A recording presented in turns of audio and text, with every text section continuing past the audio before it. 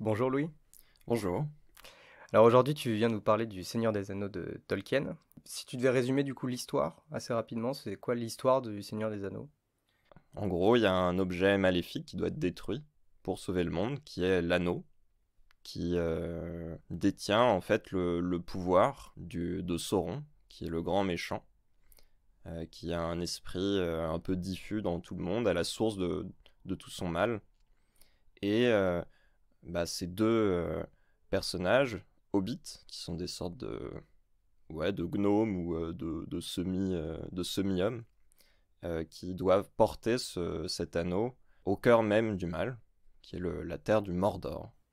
Ok. À quel âge t'as découvert le Seigneur des Anneaux? Euh, je pense que j'avais peut-être 12, 13 ans, quand j'ai commencé à lire en fait, à lire des romans. Et c'est un peu par là que je me suis tourné vers la littérature. Ok. Et qu'est-ce qui t'a le plus frappé à l'époque? Je sais pas si j'ai été frappé, mais j'ai été séduit, j'ai été emporté en fait par l'histoire, par la fiction. Parce que il n'y a rien de plus fictionnel que Le Seigneur des Anneaux, parce que Tolkien a créé tout ce monde. C'est un créateur de monde, un monde cohérent avec ses peuples, ses langues, parce que Tolkien était linguiste. Et c'est ça qui m'a séduit, et donc vraiment la découverte de cet imaginaire et de ce monde fantastique, avec ces nains, ces elfes, ces mystères. C'est finalement peut-être plus le monde que l'aventure en elle-même qui t'a marqué à l'époque ou au final Bah, l'un et l'autre sont la même chose, puisque c'est en voyageant que on découvre le monde. On part de la comté qui a un peu l'Angleterre, avec ses bourgeois dont Tolkien se moque. Et puis on traverse des terres sauvages, des montagnes, d'abord les terres du Rohan, où c'est un peu euh, un peuple de cavaliers. On arrive à Minas Tirith, où c'est une sorte de royaume rêvé, euh, avec une cité incroyable. Et puis les terres abandonnées, maléfiques. euh, et donc en voyageant, les personnages nous font voyager avec eux et découvrir ce monde qui est dévoilé petit à petit. Là où Tolkien est peut-être le plus habile, c'est la mise en place de mystères. Il nous donne envie de savoir ce qui s'est passé auparavant dans son monde. Et il y a des choses, d'ailleurs, qui ne sont jamais expliquées dans Tolkien. Oui, là où il bâtit non seulement un monde, mais une histoire aussi au sens large, avec un passé lointain. On aura l'occasion d'y revenir. Est-ce que, du coup, parce que c'était une lecture de jeunesse, à une époque où on aime beaucoup s'identifier au personnage, est-ce qu'il y avait un personnage auquel tu t'identifiais à l'époque, ou est-ce que c'était plus général? Non, je m'identifiais à aucun personnage. Mais j'aurais bien aimé être un grand elfe séduisant et agile, ou un vieux magicien très puissant. Oui, pas tant une identification dans le sens où tu te reconnaissais, où je pense certains ont pu se reconnaître dans Frodon parce que il y a cette ambiguïté que certes c'est leur race qui fait qu'ils sont de petite taille, mais du coup c'est un récit un peu initiatique dans lequel il y a un individu plutôt pas naïf, mais on va dire candide qui se retrouve à être entouré de personnes plus grandes qui en savent plus que lui. Donc il pourrait y avoir cette identification-là, mais du coup, toi, tu étais plus dans la projection d'imaginaire, de te dire comment on se rêve chevalier. Toi, tu voulais plus être Legolas ou Gandalf ou peut-être Gimli, j'en sais rien. Bah, disons que ça m'aurait plu de sauver le monde. Mais je m'identifiais pas à des personnages, c'était plutôt une projection. Je sais pas si Frodon est enfin un parcours initiatique, parce que tout l'objet du voyage, c'est en fait de pouvoir revenir chez soi une fois que on a assuré sa survie. En fait, il n'y a jamais de doute sur ce qui est bon. C'est toujours la comté, j'imagine, ses saucissons, sa bière, son tabac. Enfin, on ne sait pas vraiment si c'est du tabac finalement, mais ça peut être autre chose. En tout cas, des choses que les hobbits fument. C'est probablement autre chose. Je- Vu, J'espère. vu comme Gandalf a l'air de l'apprécier avec ses cheveux longs et ses, et ce truc de druide là. C'est sûr. Mais c'est les personnages qui peuvent être. C'est les personnages eux-mêmes qui peuvent être faillibles et être séduits par le pouvoir. Et donc, en ce sens, moi je suis pas séduit par le pouvoir. Donc, je m'identifiais pas à Frodon, non. Parce que là où je parlais de récit initiatique, c'est plutôt dans les structures. Il y a je connais plus l'auteur, mais le héros aux mille visages ou la morphologie du conte de Prope, où il y a ce truc-là d'un personnage qui est dans une situation de base, qu'il a aucune raison de bouger. Il se retrouve à être obligé de bouger. Et il va rencontrer plein d'épreuves, il va devoir avoir de nouveaux objets pour passer ces épreuves-là. Et effectivement, il revient à la situation initiale à la fin, mais finalement, il est échangé à tout jamais. Enfin, à la fin du film, Frodon ne peut pas rester dans la comté. Oui. Il est trop changé pour rester. Non, c'est vrai. Il est blessé en fait. Donc, si, enfin, bien sûr que on peut dresser des parallèles entre notre existence et puis celle que doivent vivre, surtout Frodon et Sam qui sont les plus humains en fait. Parce que les autres sont des surhommes ou ne sont pas c'est des êtres d'exception.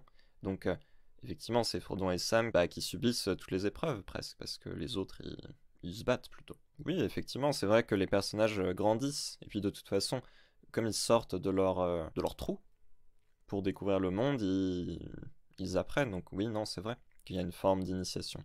De la même manière que Frodon fait une aventure qui est longue, qui est semée d'embûches, etc. Le Seigneur des Anneaux, c'est pas un seul livre, c'est 3 tomes qui font une œuvre.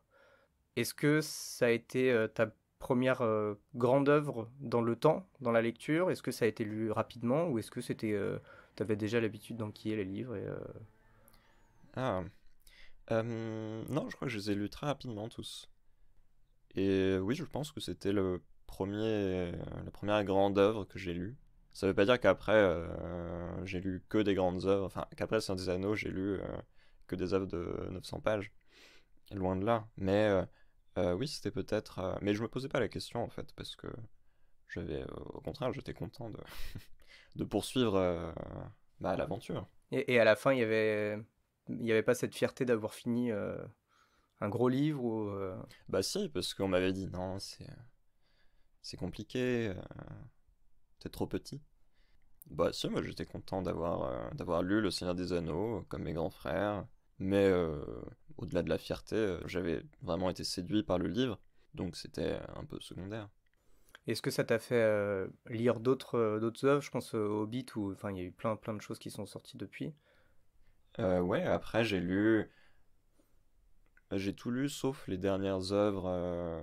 Enfin, après, en fait, ses héritiers ou je sais pas, ses ayants droit, j'en sais rien, ont fouillé dans ses papiers et ont publié un peu tout ce qu'ils avaient trouvé. Ils ont raclé les fonds de tiroir. Ça, j'ai pas lu. Moi, j'ai lu le Silmarillion. Je sais pas si on dit Silmarillion, sans doute pas, mais j'ai toujours prononcé comme ça dans ma tête. Et puis, ces contes et légendes et le livre des contes perdus, je crois que ça s'appelle. Puis un autre roman, c'est Les Enfants de Húrin. En fait, c'est des recueils de légendes. Et c'est là qu'il invente toute une cosmologie, des mythes. Il essaie d'inventer, de poursuivre l'élaboration de son monde en inventant ce passé à la Terre du Milieu. C'est intéressant que aujourd'hui c'est catalogué. Enfin, disons que pendant un temps, ça a été la littérature de fantasy a été cataloguée pour de la littérature jeunesse, disons. Et pour Tolkien, ce qui constituait la littérature jeunesse, c'était plutôt le Hobbit, ce qu'il avait écrit pour ses petits enfants, il me semble, ou ses enfants, et lui-même qualifiait Le Seigneur des Anneaux d'un conte de fées pour adultes et pour amuser, pour être agréable à lire. Qu'est-ce que tu penses de ça, toi qui l'as lu plutôt jeune Ah oui, dans le Hobbit, le ton est beaucoup plus léger. Enfin, le début de l'histoire, c'est des nains qui sont avides, qui veulent retrouver leur trésor. Bon, ils veulent retrouver leur foyer également, mais à l'origine, ils insistent beaucoup sur, par exemple, ils doivent se partager le trésor en 13 par égal. Le 13e étant Bilbo, le petits hobbits qui sont allés chercher. Dans le Seigneur des Anneaux, bah, c'est beaucoup plus sombre. Les enjeux sont beaucoup plus grands. En tant qu'enfant, moi, ça m'a pas traumatisé. J'ai apprécié davantage le Seigneur des Anneaux, je crois, parce que justement, c'était plus épique. Maintenant, je pense que j'apprécierais davantage le Hobbit pour son ton justement plus léger, plus sautillant, plus court aussi, parce que Seigneur des Anneaux. Maintenant, je sais pas si je pourrais relire le Seigneur des Anneaux comme ça. Tolkien, il disait aussi, quand j'ai regardé en me renseignant, que l'élément qui était au centre du Seigneur des Anneaux, c'était la mort et la réflexion sur la condition mortelle. Est-ce que c'était quelque chose que tu avais en tête à l'époque, que tu as senti en te disant, certes, j'ai beaucoup de facilité à lire, mais j'ai l'impression qu'on me parle de choses sérieuses, ou est-ce qu'il y avait tellement d'autres choses à voir autour de ça que ce fil rouge, en fait, t'apparaissait pas autant que d'autres éléments? Non, pas du tout. Moi, j'ai pas vu du tout de réflexion sur la mort quand j'étais petit. Non, non, moi, ce que je voulais savoir, c'était un truc un peu de geek, hein. Je voulais savoir ce qui était arrivé au septième roi des nains, au cinquième anneau bah, des nains aussi, beaucoup de trucs de nains. Moi, c'était cette sorte de tourbillon d'informations qui dévoile des mystères et qui en révèle d'autres, enfin, et qui n'en révèle pas d'autres. Et cette façon un peu détournée qu'a Tolkien de distiller des informations pour construire son monde et son aventure, et en même temps de cacher de dissimuler le reste. Et en fait, il a toujours le soin de créer, de suggérer un monde plus grand que ce qu'il décrit véritablement. Et ce monde plus grand, c'est dans l'espace, mais dans le temps aussi. C'est pour ça qu'après, il a fait ses contes et légendes inachevés en plus. Non, cette réflexion sur la mort, mais aussi sur la morale, parce que je pense que c'est un des axes de lecture qu'on peut avoir. J'y ai pensé après. Ça m'amène à une autre question, ce que tu disais sur finalement la capacité évocatrice. Enfin, il y a presque un paradoxe, c'est qu'il fait une œuvre qui est extrêmement longue, qui est longue à lire, et pourtant, il semble y avoir encore plus de choses dans ce qui n'est pas dit que dans ce qui est dit. Et du coup, est-ce que le souvenir que tu as du Seigneur des Anneaux, est-ce que tu as des souvenirs précis qui viendraient parfois repeupler ton imaginaire, ou est-ce que c'est plutôt une impression diffuse d'un monde qui a été créé, mais sans qu'il y ait quelque chose d'évident Il y a plein de choses qui m'ont marqué. Enfin, moi, j'avais adoré la forêt de Fangorn avec ces Ents qui sont des arbres en fait, des hommes arbres. C'est pas des hommes arbres, c'est des arbres qui parlent, des sortes d'êtres qui parlent très lentement, qui se déplacent très lentement, qui vivent un peu plus rapidement que les arbres, mais à peine. Et en fait, les Ents ont perdu leur femme. Ils ont perdu les Ents femmes qui sont un jour parties, on sait pas trop pourquoi. Et dans un passage très court, il y a un Ent qui raconte ça au personnage. Et donc, bah voilà, un mystère de plus, on se demande ce qui s'est passé. C'est très triste. Ou, je sais pas, enfin par exemple, on sait très peu de choses sur la société des nains. On sait pas trop ce qui se passe, on sait pas où on a quelques informations, mais voilà. Et, en fait, après, il y a beaucoup de choses qui sont suggérées dans les autres œuvres. Par exemple, il y a une explication sur l'origine des Ents, mais ça tient de ligne. Voilà, c'est des images un peu frappantes comme ça. Ces souvenirs-là, est-ce qu'ils sont associés à des moments de lecture, à des endroits particuliers dans lesquels tu lisais, ou est-ce que ça n'a pas survécu à ta mémoire? Euh, Bah, je me rappelle où j'étais quand je lisais Le Seigneur des Anneaux. C'était dans ma chambre, sur mon lit sans doute, ou dans un fauteuil dans le salon quand j'étais tranquille. C'était pendant l'année, c'était pendant des vacances plutôt Non, c'était pendant l'année. Après l'école, voilà. C'était des souvenirs de lecture assez plaisants, parce que quand on peut pas lâcher un livre, en fait, c'est hyper agréable. Enfin, on est hypnotisé. Et il y a peu de livres qui m'ont fait ça ensuite. C'est un plaisir de lecture bah, très naïf. Ça me l'a refait un peu avec Stendhal, après 50 pages. Parce que Stendhal, Pour moi, il faut lire 50 pages et puis on s'ennuie un peu et puis après, on peut plus le lâcher. Avant qu'on passe à la question plus épineuse des adaptations, je voulais savoir si, j'imagine pas sur le moment, mais après, parce que c'est une tendance qu'on retrouve souvent, est-ce qu'après la vie de l'auteur Tolkien t'a intéressé? Comment il en était venu à écrire ses œuvres? Parce qu'il y a eu notamment il y a une exposition à la BNF il y a 1 ou 2 ans de ça. Est-ce que c'est quelque chose qui t'a intéressé ou tu le remerciais simplement d'avoir écrit cette œuvre-là, mais ça t'intéressait pas plus que ça? Je sais qu'il y a eu un film sur lui récemment qui n'a pas forcément été apprécié par tout le monde. Bah, je sais, j'ai dû lire sa biographie sur Wikipédia. Il y a déjà beaucoup d'informations, hein. Mais non, j'ai pas été très curieux, j'avoue. Je sais qu'il a grandi en Afrique du Sud, qu'il a connu la guerre, qu'il a fait ensuite ses études au Royaume-Uni, que c'était un universitaire, un linguiste. Et j'ai lu certains extraits de ses lettres qui sont sur Wikipédia, encore une fois. Euh, donc ça avait l'air d'être un homme charmant. Et ça m'a suffi, voilà. D'accord. Parce que ça, il s'est pris pas mal de critiques au moment où il a sorti Le Seigneur des Anneaux, parce que c'était de la sous-culture, de la sous-littérature, et c'est vrai que de la part d'un universitaire, il me semble, mais j'espère pas dire de bêtises, qu'il est à Oxford. Enfin, ça peut être surprenant justement cet universitaire qui descend un peu de sa tour d'ivoire pour écrire en plus à l'origine des histoires pour ses petits-enfants, ses enfants. Est-ce que toi, je sais que tu as un parcours universitaire, est-ce que c'est quelque chose qui te parle aujourd'hui d'être capable de faire descendre des connaissances extrêmement pointues euh, vers un public plus large, enfin vers une audience plus large? Ah non, mais c'est vrai que ça rend le, le personnage historique de Tolkien d'autant plus sympathique. Au début, il voulait écrire pour ses enfants, et puis ensuite, il a élargi son public. Il voulait vraiment faire cette littérature plaisante. En même temps, je pense qu'on décèle dans son entreprise et son écriture un plaisir, un plaisir d'écrire, un plaisir d'élaborer cette énorme fiction. Et donc, ça me touche parce que c'est le plaisir de créer, mais un peu enfantin, sans être naïf d'ailleurs, Tout en étant extrêmement exigeant bien sûr. enfin voilà, l'elfique est une langue qui est aujourd'hui étudiée et presque parlée, il me semble. Je suis sûr qu'il y a des gens qui le parlent. Et bah, mais peut-être que le fait d'avoir créé ces langues et de les avoir diffusées dans ses œuvres, ça m'a sans doute déterminé d'une certaine façon.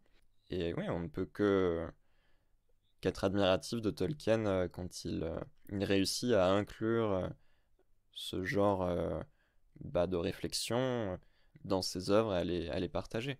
Au-delà des langues, c'est aussi un peu les... Enfin, il fait des épopées. Et donc, son style épique, il, il va aller chercher, bah, sans doute chez Homère, mais aussi, je pense qu'il a plus à l'esprit des épopées des Scandinave. pays Ouais. scandinaves, ouais, ou anglo-saxonnes. Bah, Beowulf, il me semble, qui était dans les références. Sans doute, ouais. Alors pas le film, hein, parce que Dommage. ça, je suis pas sûr qu'il y ait des gens qui le prennent en référence le film. Et bien justement, ça me fait une transition toute trouvée, Parfait. puisque Le Seigneur des Anneaux, évidemment, la plupart des gens connaissent comme œuvre adaptée.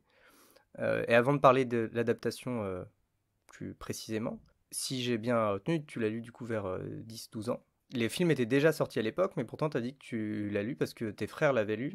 Est-ce que c'est quelque chose, c'est une littérature qui est arrivée par les films, ou est-ce que c'était déjà présent avant? Je sais plus du tout si j'ai vu les films avant ou après. Peut-être que j'ai vu le un avant et que j'ai lu ensuite les romans avant d'avoir vu les deux autres. C'est sûr que les deux se sont complétés dans mon esprit. Dans ta tête, du coup, c'est un truc qui est assez général. Finalement, l'imagerie qui est venue avec Le Seigneur des Anneaux, c'est celle de Peter Jackson, ou tu as l'impression d'avoir tes propres images qui sont concurrentes? Oui, je pense quand même. parce que je peux imaginer d'autres choses que ce que les films de Peter Jackson m'ont montré. Mais il y a des choses que j'aime pas trop, que je trouve un peu pâteau de chez Peter Jackson. J'aime pas trop la façon dont il représente les autres races, en fait. Les elfes et les nains, je trouve que c'est un peu, je sais pas, un peu caricatural. Pour moi, elles sont plus humaines, en fait, que surhumaines. Mais c'est peut-être quelque chose qui est venu après. De la même manière que Le Seigneur des Anneaux, le livre, finalement cache plus qu'il ne révèle et donc invite à l'imaginaire, est-ce que le film a pas eu ce rôle un peu matriciel dans le sens où il t'a apporté un certain lot d'images que toi t'as pu réinvestir à ta lecture sur bah, presque en fait comme si tu avais accès à plein de scènes coupées et que tu avais la version ultra longue des films parce que tu avais. Parce que tout à l'heure tu parlais des Ents. Moi, c'est un truc qui m'est bien resté. La voix des Ents, leur représentation dans le film. Ouais. Non, mais bien sûr, il y a des choses qui sont très bien trouvées. Ce qui manque parfois chez Tolkien, c'est un peu les descriptions. Et je trouve que ce qui est très beau chez les films de Peter Jackson, c'est, oui, les objets et puis les villes aussi. euh, les lieux, c'est. Peut-être que c'est pour les lieux davantage que pour les personnages ou l'aspect des personnages que je garde. Peut-être plutôt ces images-là qui me plaisent. Mais je crois que Peter Jackson avait travaillé avec deux illustrateurs qui sont, enfin, qui ont tout fait, qui ont dessiné jusqu'au moins de petits objets.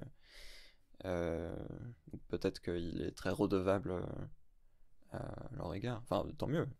Il y a eu aussi, alors c'est un peu plus confidentiel, mais c'est un monde qui est tellement vaste, qui est tellement complet, on aurait presque envie d'évoluer dedans.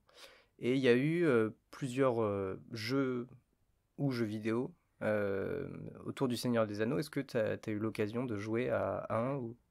Je sais que ça, par exemple, il y a Donjons et Dragons a été pas mal influencé par le Seigneur des Anneaux. Ah ouais. Et ils ont sorti un jeu, c'était quoi? C'était en 2015, un jeu vidéo un peu à la Assassin's Creed.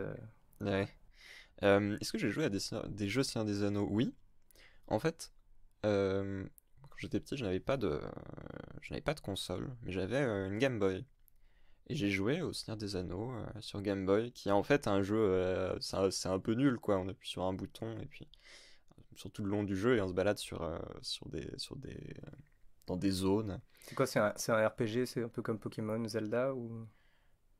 Ouais, c'est plus un Zelda avec un semblant de système de points d'expérience. Mais il y avait beaucoup, tous les personnages, et non, j'y ai beaucoup joué, j'y ai beaucoup perdu de temps.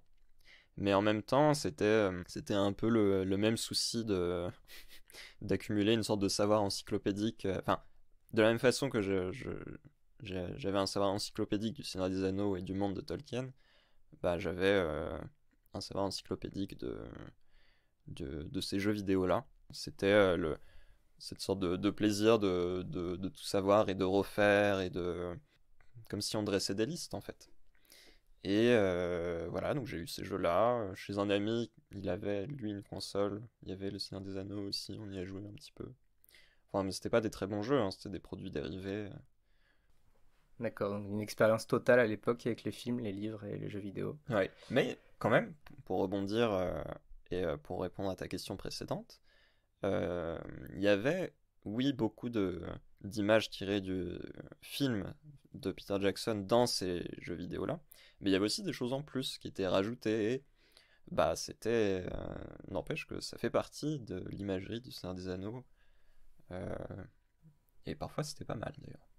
Tu parlais d'un savoir encyclopédique de Seigneur des Anneaux. Est-ce que c'est un savoir que tu entretiens encore aujourd'hui? Est-ce que tu as une relation particulière au Seigneur des Anneaux ou aujourd'hui tu as l'impression que peut-être les films qu'on... Tu as peut-être plus revu les films que tu as relu les livres Ah, les livres, je les ai relus plusieurs fois.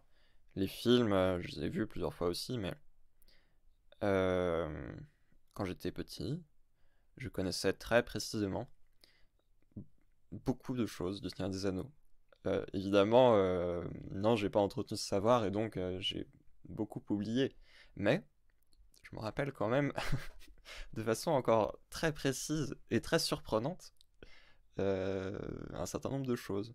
Par exemple que euh, Merry tranche le tendon droit derrière le genou du roi sorcier pour aider Éowyn à l'abattre. Et aujourd'hui, donc une petite dizaine d'années après ta lecture, Le Seigneur des Anneaux, ça occupe encore une place importante ou c'est plus relégué à une expérience adolescente, peut-être encore de jeune adulte, mais le gros du Seigneur des Anneaux est peut-être derrière toi ou...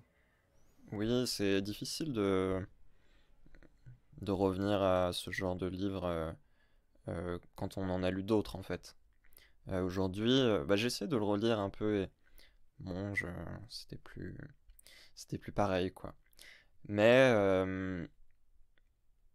je pense que ça reste, c'est un livre que moi je conseillerais à des jeunes quoi, pour découvrir la littérature et je dirais pas que c'est ennuyeux, je dirais pas que c'est compliqué, non, au contraire, moi je ferais confiance à Tolkien pour séduire les, euh, les jeunes esprits.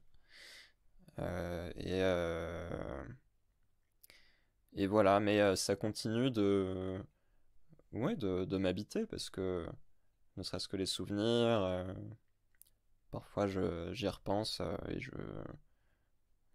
quand même, je redécouvre des aspects, mais pas la réminiscence auxquels j'y avais pas pensé. Dès que tu approches une plaine ou une mine. Ah oui, bien sûr, je suis comme Gimli ou Legolas, ouais. On va maintenant passer donc à l'extrait que tu as choisi. Est-ce que tu pourrais nous le présenter un peu en quelques mots avant de le lire? Alors oui, dans cet extrait, en fait, Frodon et Sam et leurs amis Merry et Pipin sont accompagnés de compagnons plus puissants, disons. Donc il y a parmi les plus connus Gandalf, le magicien, et puis Aragorn qui est, euh, disons, une sorte un rôdeur, comme ils disent dans les films. Et ils doivent ramener l'anneau au Mordor pour le détruire. Il n'y a que au Mordor qui peuvent le détruire. C'est leur mission. Pour sauver le monde, encore une fois. Sauf que le voyage est dangereux, il y a beaucoup d'ennemis et d'embûches. Ils doivent être discrets. Et pour passer une chaîne de montagnes, ils doivent passer en dessous par les mines de la Moria. Et en fait, les mines de la Moria, c'est comme ça qu'on appelle un ancien royaume déserté des nains. L'extrait que j'ai choisi se déroule lorsqu'ils traversent ces mines et lorsque justement c'est l'occasion au personnage d'évoquer ce passé glorieux et aussi la déchéance de ce royaume. On est quoi? On est dans le premier tome ou On est dans le premier tome. Ouais. tome.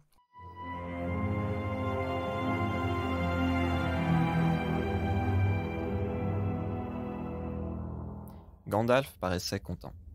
J'ai choisi la bonne voie, dit-il. Nous arrivons enfin dans les parties habitables, et je pense que nous ne devons plus être loin du côté est. Mais nous sommes haut, passablement plus haut que la porte des rigoles sombres, sauf erreur de ma part. À en juger par l'atmosphère, nous devons nous trouver dans une vaste salle. Je vais maintenant me risquer à faire un peu de véritable lumière. Il leva son bâton, et, en bref instant, il eut un flamboiement d'éclairs. De grandes ombres se levèrent brusquement et s'enfuirent, et pendant une seconde, ils virent haut au-dessus de leur tête une vaste voûte, soutenue par de nombreux et puissants piliers taillés dans la pierre. Devant eux, de part et d'autre, s'étendait une immense salle vide. Les murs noirs, lisses et polis, étincelaient et scintillaient. Ils virent 3 autres entrées en forme d'arches noires, l'une droit devant eux à l'est, et une de chaque côté. Puis la lumière s'éteignit. « C'est tout ce que je me permettrai pour le moment, dit Gandalf. Il y avait autrefois de grandes fenêtres au flanc de la montagne, et des puits menaient à la lumière dans les parties supérieures des mines. Je crois que nous les avons atteintes à présent, mais il fait de nouveau nuit à l'extérieur, et on ne pourra le voir avant le matin. Si je me trompe, demain nous pourrons positivement voir pointer le matin. Mais en attendant, mieux vaut ne pas aller plus loin. Reposons-nous, si nous le pouvons. Les choses se sont bien passées jusqu'ici, et la plus grande partie de la route obscure est passée. Mais nous n'en avons pas encore fini. Il y a encore un long chemin pour descendre jusqu'aux portes qui ouvrent sur le monde. » Les compagnons passèrent cette nuit dans la grande salle caverneuse, serrés les uns contre les autres dans un coin pour échapper au courant d'air. Il semblait y avoir un afflux constant d'air froid par l'arche à l'est. Tout autour d'eux pesaient les ténèbres, profondes et immenses, et ils étaient oppressés par la vastitude solitaire des salles excavées et des escaliers et passages qui s'embranchaient sans fin. Les pires imaginations, que la sombre rumeur avait jamais suggérées aux hobbits, restaient en dessous de la véritable peur et de l'étonnement suscité par la Moria. Il devait y avoir une grande foule de nains ici à une certaine époque, dit Sam. Et tous plus actifs que les blaireaux pendant 500 ans pour construire tout ceci, et la plus grande partie dans le roc dur, encore. Pourquoi ont-ils fait tout cela? Ils ne vivaient pas dans ces trous sombres, sûrement.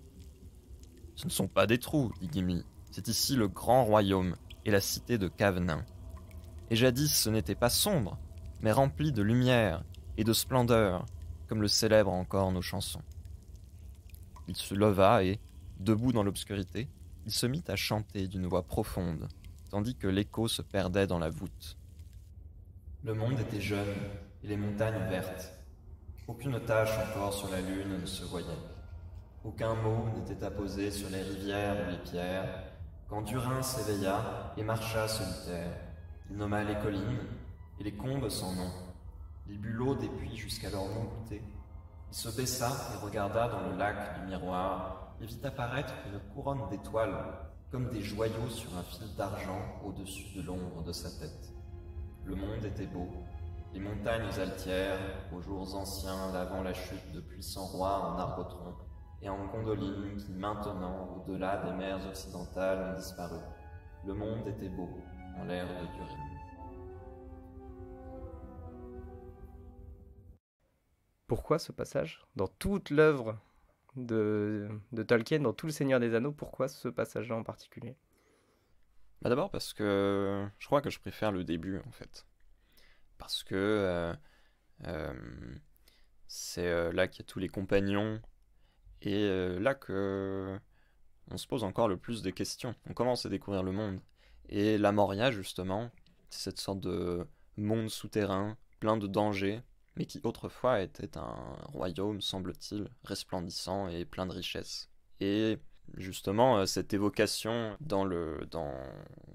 alors qu'ils sont en plein dans ce royaume oublié, raconte ce qui a été perdu, les souvenirs qu'on en garde.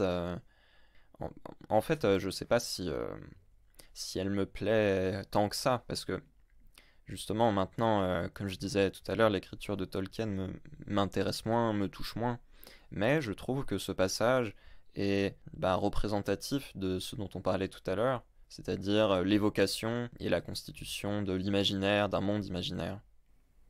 Oui, c'est ça qui est intéressant dans ce que tu disais tout à l'heure, c'est que finalement, c'est pas tant la description en elle-même que la capacité à évoquer à travers très peu de choses une histoire avec une très longue tradition. En fait, il arrive à faire naître des traditions à partir de rien, et à partir de quelques échanges. Et de ce point de vue-là, est-ce que la présence de la poésie, ça a eu un rôle déterminant? Parce que la poésie, c'est ce qui constitue la mémoire orale, la mémoire collective en fait et littéraire d'un peuple, d'une tradition. Le fait qu'il y ait de la poésie à ce moment-là, c'est à la fois très révélateur aussi de la capacité de Tolkien à créer un imaginaire et une tradition. On voit ici dans les références, aux mines, etc., à la forge, il y a un truc de récit premier, hein, c'est presque une genèse. Et est-ce que c'est ça qui t'a plu aussi dans ce passage et qui te plaît chez Tolkien? C'est ce qui me plaît davantage maintenant, parce que je me rappelle que quand j'étais petit, au contraire, les chansons qui l'intercalaient, en fait, je les comprenais pas, parce que, je sais pas, je comprenais moins la poésie que le roman, que les dialogues ou les descriptions.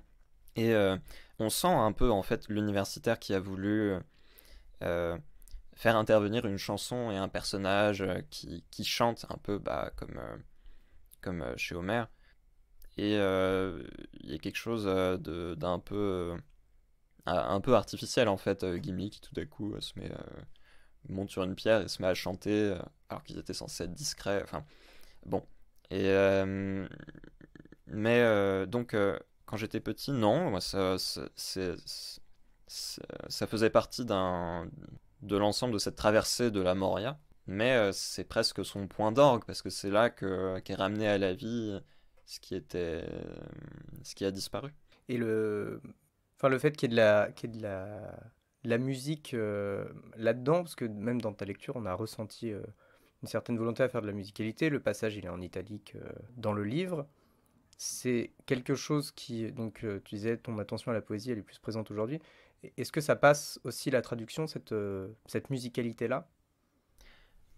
Bah, alors justement, moi j'aurais bien aimé lire certains passages en anglais, voir ce qu'il en est vraiment, parce que j'ai jamais lu Tolkien en anglais. Je suis sûr que sa langue est plus belle que ce que la traduction le rend, même si je trouve que la traduction est quand même assez belle. En fait, j'ai l'impression que le, cette traduction un peu... enfin, je vais peut-être dire une bêtise, mais à la française, c'est-à-dire un peu sur ce qui, la façon dont peut-être on traduisait les textes grecs et latins, le modèle classique, quoi, rend sans doute assez bien ce style épique de Tolkien. Mais tu crois pas si bien dire, parce que j'ai vu que la première traduction, qui n'a été révisée qu'en 2014, donc a priori c'est celle que tu as lue, elle était due à Francis Ledoux, qui a fait une première traduction un peu baudelairienne dans l'imaginaire, puisque elle a des erreurs de traduction sur certains trucs, mais apparemment elle est d'une certaine qualité littéraire. Mais d'ailleurs, c'est intéressant parce que la semaine dernière, Baudouin à ta place me disait que c'était sans doute le style sobre et finalement accessible de Jack London qui lui avait permis si tôt d'avoir accès à cette littérature-là. Est-ce que ça a fait la même chose pour toi par rapport au Seigneur des Anneaux, dans ce sens où est-ce que le moment où tu as commencé à lire de la littérature avec peut-être plus de style, avec un style plus imprégné, est-ce qu'il fallait pas être du coup plus mature pour apprécier cette littérature-là et du coup le fait d'avoir un style plus sobre avec moins de formules marquantes mais avec un monde évoqué, ça t'a pas permis du coup de faire un apprentissage en douceur finalement de la littérature? Ah bah si, bien sûr. Il y a beaucoup de dialogues dans Tolkien et ça rend les choses très dynamiques. Et maintenant, je recherche pas du tout les mêmes choses quand je lis un roman. Mais c'est sûr que le pouvoir de séduction de Tolkien passe aussi par oui, je dirais pas sobriété parce que c'est pas sobre en fait, mais une certaine simplicité au moins dans la forme. Enfin, je pense au dialogue justement. Mais les personnages se parlent en fait, ils se parlent tout le temps. Il n'y a pas de, tout passe, enfin pas tout, mais parce que là on a vu, il y a une partie de description, mais la description passe aussi par les personnages. Voilà, et donc c'est toujours des rapports entre tel et tel personnage qui bah, personnifie en fait l'aventure. Voilà, il y a peu de descriptions où vraiment on, on va avoir la conscience d'un personnage mais qui est donné par la narration. C'est toujours des rapports quoi entre entre les personnages. C'est marrant parce que en parlant, ça me fait penser au fait que, alors même que lui-même dit ne pas ni avoir lu, ni avoir ni lu les livres, ni vu les films, c'est un peu le rapport qu'on a dans Camelot, avec énormément de choses qui passent à travers les dialogues, finalement très peu de budget, donc très peu de description, et pourtant l'impression d'un monde qui est vaste, et avec des personnalités qui se révèlent non pas tant à travers leurs actes qu'à travers leurs dialogues. Oui, bah bien sûr. Même si chez Tolkien, c'est moins des personnalités de personnages que vraiment parce qu'ils sont pas très humains. Enfin, il y a les hobbits, mais c'est parce que c'est leur rôle. Sinon, ils vont avoir beaucoup de discours grandiloquents. Là, on a vu, bon, ça parle beaucoup de mal, de terre sombre, bon, on sait jamais trop ce que c'est finalement. Le fait que ça passe par des situations d'énonciation euh, apporte beaucoup ouais, au dynamisme du texte, je pense. Oui, c'est ça, finalement, la description, elle est moins importante que le fait que les décors soient racontés, que l'histoire soit racontée. Ça passe toujours par un intermédiaire, finalement. Ouais, c'est vraiment des contes, quoi. C'est un énorme conte. Et de ce point de vue-là, un des procédés qu'on retrouve dans l'extrême et qui est en fait c'était ce dont je parlais avec le côté récit initiatique. On voit ici bien le rôle de Frodon qui interroge, qui est enthousiaste parce qu'il est complètement Ouais. ignorant de ce truc-là, quoi. Voilà, alors c'est Sam, mais ils sont Ah un oui, c'est peu Sam, pardon. interchangeables. Parce que Sam, c'est le jardinier, c'est un peu la bonne poire. Frodon, c'est C'est le plutôt le. bourgeois. Ouais, c'est le bourgeois, c'est le gars torturé, parce que c'est lui qui porte l'anneau, il a un fardeau. Alors, Évidemment, il a rien à faire, donc il peut bien se concentrer sur ses petits problèmes perso. C'est ouais, sûr et qu'il ouais, va voir un psy. insupportable. À la fin, il faut qu'il s'en aille parce qu'il est blessé. Gna gna. Bon, bref. Alors que c'est Sam qui le porte tout le temps. Bon. Ouais, bon, voilà. Mais Sam est beaucoup plus héroïque en fait que Frodon, parce que Frodon déjà il échoue en fait à la fin du. Et oui. C'est que Sam lui il est fidèle, il est honnête, il est un peu naïf, mais ça s'agit petit à petit. Comment est-ce que tu as eu cette perception-là à l'époque? Parce que c'est pas quelque chose. Enfin, j'ai l'impression que c'est quelque chose dont on prend conscience plus tard, mais est-ce que tu avais l'impression d'être dans un phénomène global de popularité du Seigneur des Anneaux? Ou est-ce qu'au contraire, pour toi, c'était quelque chose de personnel? Et comment tu as vécu le fait que d'autres personnes, en fait, aiment le Seigneur des Anneaux en même temps que toi?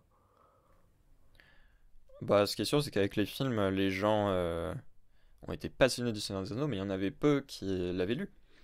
Euh, donc bah moi comme j'avais lu les livres, comme on dit, j'en savais plus.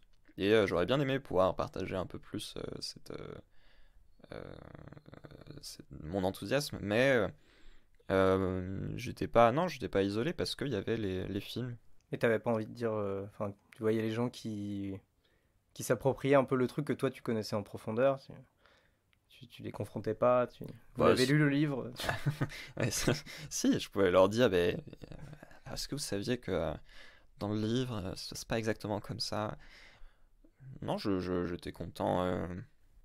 C'était pas, tout le monde s'en fichait un peu, donc c'était pas un magistère, mais oui, j'étais content moi d'avoir lu les livres, de mieux connaître mon sujet. C'était un truc de cours de Et récré un peu? Ou c'était. ouais, Ouais, carrément. Dans la récré, on parlait du Seigneur des Anneaux, ouais, bien sûr. tu jouais au Seigneur des Anneaux peut-être? Ouais, j'ai joué au Seigneur des Anneaux, bien sûr. Tu jouais qui? Alors, il y avait, alors qui c'est que je jouais? Je sais plus.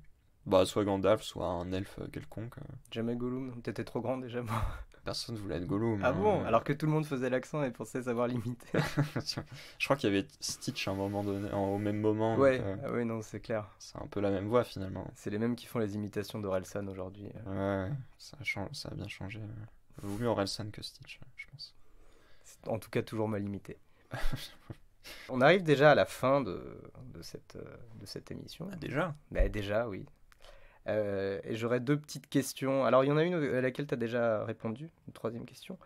C'est savoir à qui tu recommanderais cette œuvre-là. Tu as dit que tu le recommanderais plutôt à des gens de ton âge, en fait, à l'âge auquel tu l'as découvert. Toi, tu penses que tu l'as découvert au meilleur moment, Le Seigneur des Anneaux? Si tu l'avais découvert plus tard, ça aurait peut-être été moins important et plus tôt, ça aurait été trop tôt?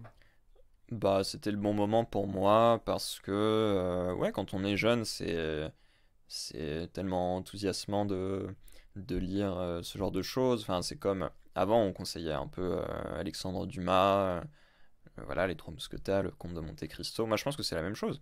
C'est vraiment l'aventure. C'est tellement plaisant de se passionner pour ce monde-là parce qu'il y a beaucoup de choses en fait. Donc, ouais, moi, je conseillerais ça aux jeunes, aux ados, mais aussi à ceux qui n'ont pas forcément l'habitude de lire. Enfin, c'est pas parce que c'est gros que déjà qu'on est obligé de tout lire ou que ça doit intimider. Au contraire, enfin, si ça plaît, moi je conseillerais peut-être d'aller un peu vite sur le début, parce que même si moi je le trouve très plaisant, parce que c'est la satire des gros bourgeois britanniques. Euh, c'est trop marrant d'ailleurs, il fait de ses contemporains des sortes de petits gros avec des gros pieds poilus qui boivent de la bière toute la journée. Enfin bon, et d'aller direct dans l'aventure quoi, même si le début a son importance. Ok. Donc là, les deux petites questions un peu traditionnelles. Euh, Quel serait le mot qui qualifierait ton rapport à cette œuvre? Ah, j'étais prévenu. Mais Mais tu fais l'étonner. oui, je fais l'étonner, mais parce que en fait, j'ai pas réfléchi. Euh, non, bah, je dirais aventure. Non, mais c'est vrai, aventure, mais si on se place vraiment si on était vraiment un personnage de l'œuvre, si on était vraiment captivé par l'œuvre. Et sinon, bah, avec plus de recul critique, je dirais, ouais, enfance. L'enfance avec le Seigneur des Anneaux, selon Louis. Ouais, voilà. Et l'autre question un peu subsidiaire, quelles seraient les deux couleurs que tu attribuerais à cette œuvre et à ta relation à cette œuvre? Alors, je dirais noir, parce que chez Tolkien, enfin, c'est tout ce qui est sombre, quoi. C'est le mal, tout ce qui est mal connu. Et puis, ouais, plutôt brun ou vert peut-être. Parce que si le noir, c'est un peu l'industrie, les machines, on n'en a pas trop parlé, mais la cendre, enfin voilà, ce qui est consumé. Ce que Tolkien aime bien, c'est les forêts, la nature, parce que et puis le rapport un peu naïf aux choses. Voilà, il y a l'idée un peu de qu'il faut profiter de la vie chez Tolkien. Les Hobbits, c'est un peu j'ai l'impression, l'idéal moral, même s'il dit que il faut aussi sortir de son trou et connaître un peu des choses dans le monde, etc. Ne serait-ce que pour s'en prémunir. Et c'est marrant dans la capacité à faire des mondes, justement, le fait que ce soit des couleurs aussi contrastées qu'on a en tête, parce que moi j'ai vu que les films, mais c'est vrai que je pense autant à la pierre, à la nuit perpétuelle, etc., avec les orques un peu dégueux et tout, qu'à la comté absolument verdoyante, Ouais, avec la petite musique toute légère, et Gandalf qui arrive à la bourre, et maintenant qui n'est jamais en retard. Ouais. bah oui, ben on aimerait tous vivre dans la comté. Enfin, sans ses voisins embêtants. Mais même ses voisins embêtants, finalement, on finit par les aimer. Et bah ouais, on a tous envie d'avoir un petit jardin et d'avoir des collines verdoyantes à côté de chez soi. Eh bien, ce sera le mot de la fin. Parfait. Merci beaucoup, Louis, Merci Max. et puis bah, tous nos auditeurs, à bientôt pour la prochaine fois.